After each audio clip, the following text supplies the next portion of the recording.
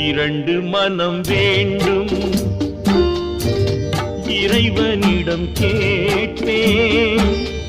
நினைத்து வாட ஒன்று, மறந்து வாழ ஒன்று.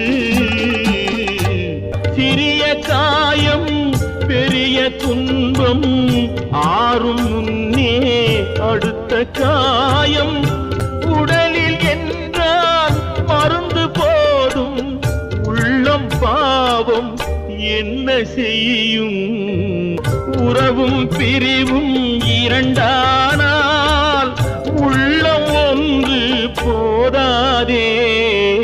கண்களின் தண்டனை காட்சி வழி, காட்சியின் தண்டனை காதல் வழி, காதலின் தண்டனை கடவுள் வழி. கடவுளை தண்டிக்க என்ன வழி? இரண்டு மனம் வேண்டும் இறைவனிடம் கேட்பேன்.